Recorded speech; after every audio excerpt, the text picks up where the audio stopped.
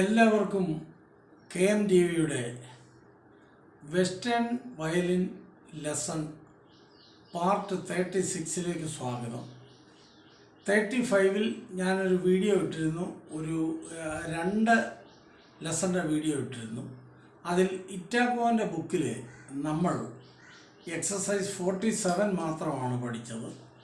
ഈ ക്ലാസ്സിൽ 48, 49 എന്നീ 2 എക്സസൈസുകൾ, അതായത് സ്റ്റെപ്പ് 19ലെ 48, 49 ഈ 2 എക്സസൈസുകളാണ് നമ്മൾ ഇന്ന് പഠിക്കാൻ പോകുന്നത്.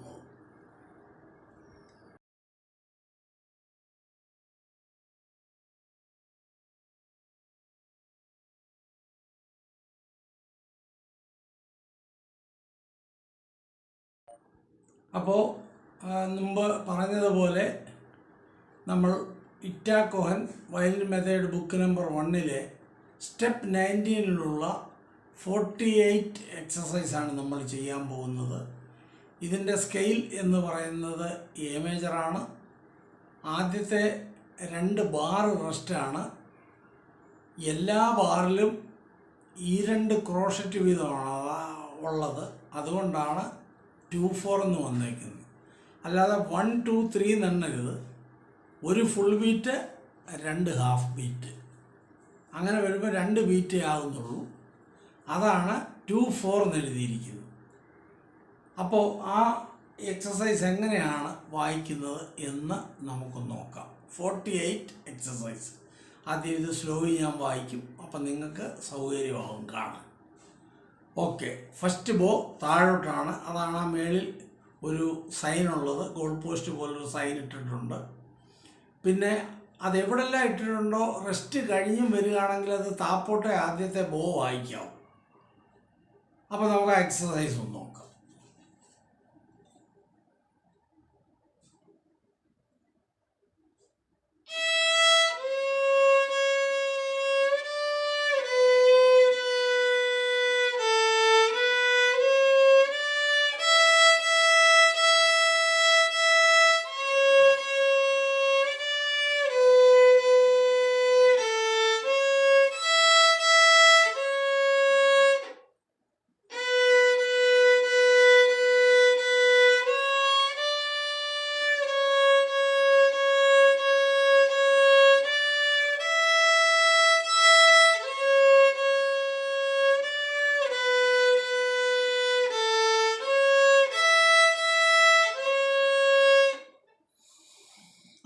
അവസാനത്തെ ബാറിലെ റെസ്റ്റിന് ശേഷം വീണ്ടും ആദ്യമായിട്ട് നമ്മൾ വായിക്കണം.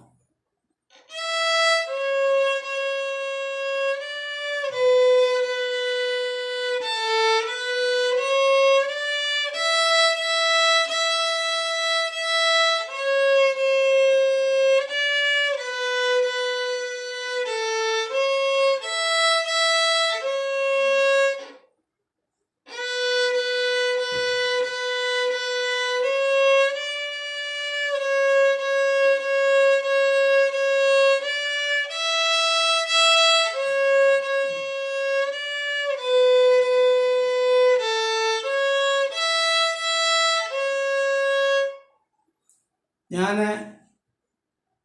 47th എക്സസൈസ് വായിച്ചപ്പോൾ നിങ്ങളോട് പറഞ്ഞു ഒരു ലെസ് ദാൻ ഗ്രേറ്റർ ദാൻ ഒരു സൈനുണ്ട്. ഇത് നമ്മുടെ സെക്കൻഡ് ലൈനിൽ 5th ബാറിൽ അത് നിങ്ങൾ ആദ്യം ഇതൊന്നും നോക്കാതെ വായിക്കുക. അത് കഴിഞ്ഞിട്ട് പിന്നെ വായിക്കുമ്പോൾ ആ ഗ്രാജുവലി നമ്മൾ വായിക്കുമ്പോൾ ഗെറ്റിംഗ് ഗ്രാജുവലി ലൗഡർ എന്നാണ് ആ സൈൻ്റെ അർത്ഥം. അപ്പോൾ അത് വായിക്കുമ്പോൾ ഇങ്ങനെയാണ് വായിക്കുന്നത്.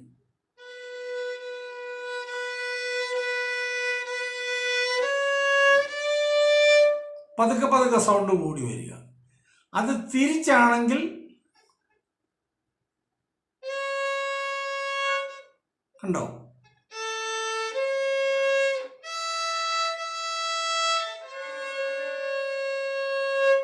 സ്ലോവറായിട്ട് വരണം.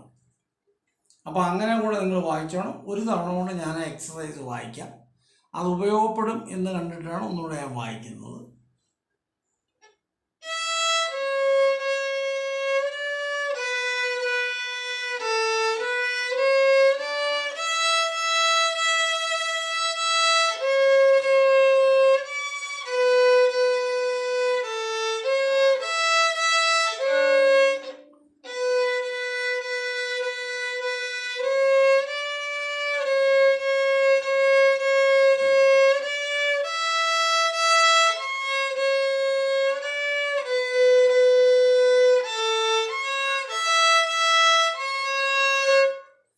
ഇങ്ങനെ വായിക്കണം. അപ്പം ഇനി നമുക്ക് 49th എക്സസൈസ് സെയിമാണ്. എ മേജർ സ്കെയിലാണ് മെയ്ഡേ എന്നുള്ളത്. അപ്പം 49th എക്സസൈസ് ജോയ്ഫുള്ളി വേണം വായിക്കാൻ. വളരെ ഒരു സന്തോഷം ഉണ്ടാക്കുന്ന അറ്റ്മോസ്ഫിയറിൽ വായിക്കണം. പിന്നെ ഇത് ഒരു ജർമ്മൻ സോങ് ആണിത്. അപ്പോൾ നമുക്ക് ഇനി അതൊന്ന് നോക്കാം. ഇത് എന്ന് പറഞ്ഞാൽ 4/4 ടൈമിംഗ് ആണ്. അതായത് ഒരു ബാറിൽ 4 ബീറ്റ് ഫുള്ളുണ്ട്. ഞാൻ നേരത്തെ പറഞ്ഞു മേളിക്കൂടെ ബീം ചെയ്തിരിക്കുന്നത് ക്രോഷറ്റിൻ്റെ ഹാഫായിട്ടാണ് ചെയ്തിരിക്കുന്നത്. അതായത് അത് കൗണ്ട് ചെയ്യുമ്പോൾ 1 2 3 4 അങ്ങനെ കൗണ്ട് ചെയ്യും. അല്ലാതെ 1 2 3 4 5 6 അങ്ങനെ ചെയ്യരുത്. അപ്പോൾ നമുക്ക് ആ എക്സസൈസ് ഒന്ന് നോക്കാം.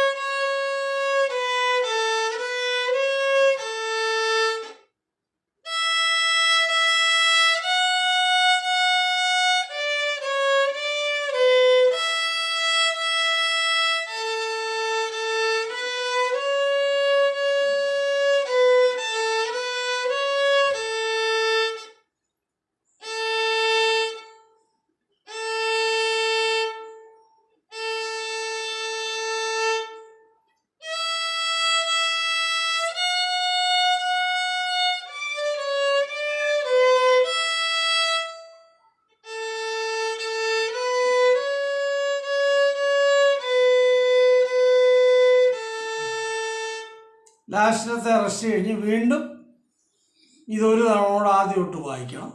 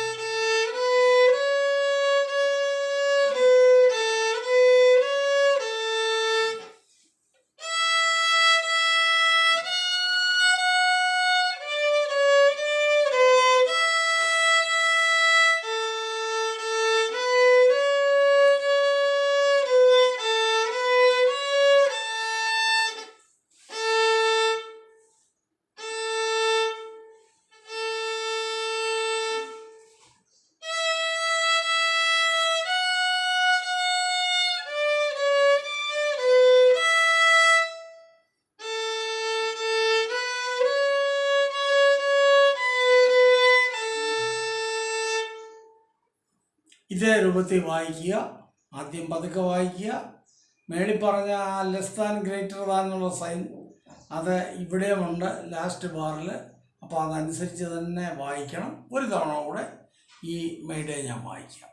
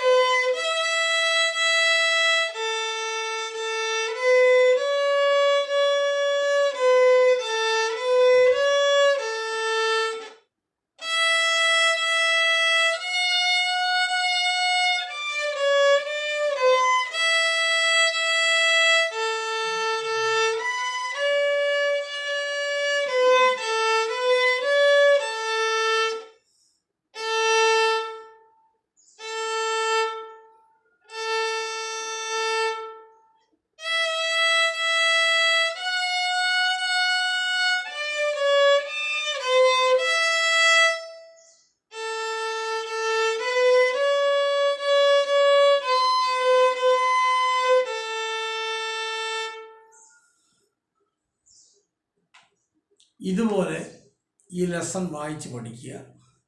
ഇതിനകത്ത് ഉള്ളതെന്ന് പറഞ്ഞാൽ ക്രോഷറ്റ് ബീറ്റിനെ ഡിവൈഡ് ചെയ്യുന്നത് ഇതിനകത്തുണ്ട്. അതാണ് മേളിൽ കൂടെ ബാർ ചെയ്തിരിക്കുന്ന നോട്ടുകൾ. അപ്പോൾ അത് ഇപ്പോൾ ഒരു ക്രോഷറ്റ് വായിക്കുകയാണ് ഞാൻ 1 അപ്പോഴൊരു ക്രോഷറ്റായി.